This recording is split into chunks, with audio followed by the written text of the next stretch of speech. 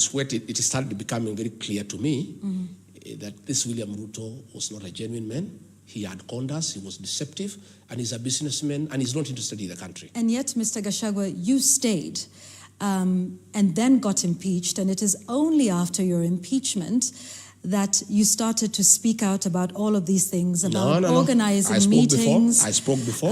So my question to you is, you say you are not a yes man, and that's why the president doesn't like you. Yes. You say you realized that, SHA and affordable housing had issues with all of these.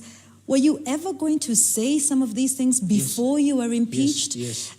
Would you have continued to serve in the administration of President William Ruto? I asked you about some of these things a little earlier. You said, well, what could I do? He was president. You could have resigned, Mr. Gachagua, if you have such great issues. I couldn't have resigned. Why not? The framers of the 2010 Constitution are very wise. Why did they want a president and a deputy elected? So that they can check each other. That's what I was doing. I was checking from inside until a point he couldn't stand it, and he decided to get rid of me. What happened? Mr. Gachagua, you were not very successful with checking him. No, I was. Let me tell you. Let me now. Well, tell us. That's why. That's why. I went to cabinet and opposed the finance bill of 2024. I did. 2023. 2024. Okay. I said no, and it was put on record.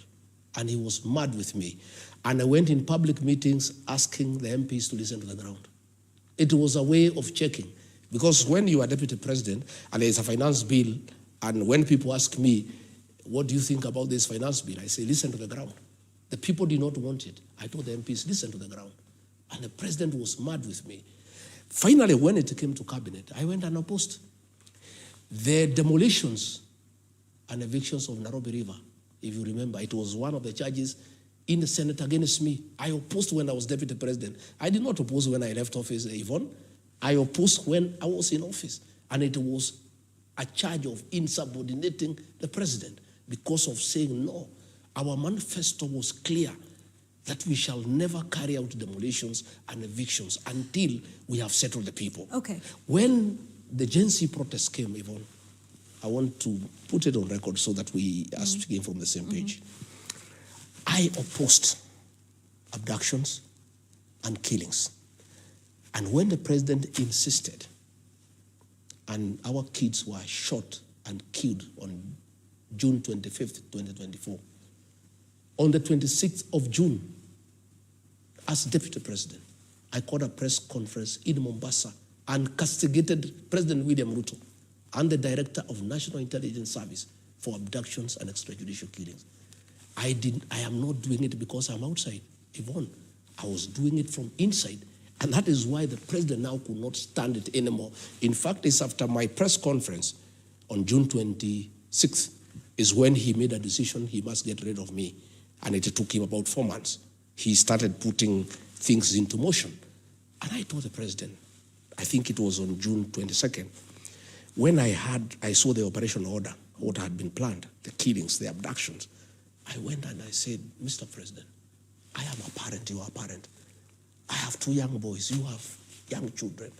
How can we kill these people simply because they are saying the finance bill is not acceptable? Why can't we listen to them?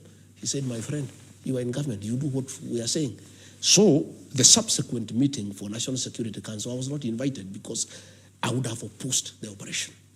So when it happened, on June 25th, the president called a press conference at night. He did not invite me, and he said this was treasonous, these are criminals, they'll pay for it. I was mad because I knew these children were innocent, and they were simply clamoring for their rights and the rights of the people of Kenya. And what happened, Yvonne, is that nature abhors vacuum.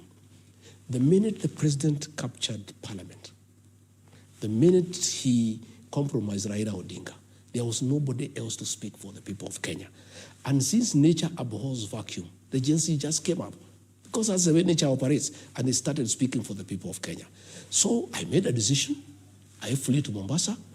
I called a press conference, and that marked the end of the relation between me and President William Ruto. We never spoke again.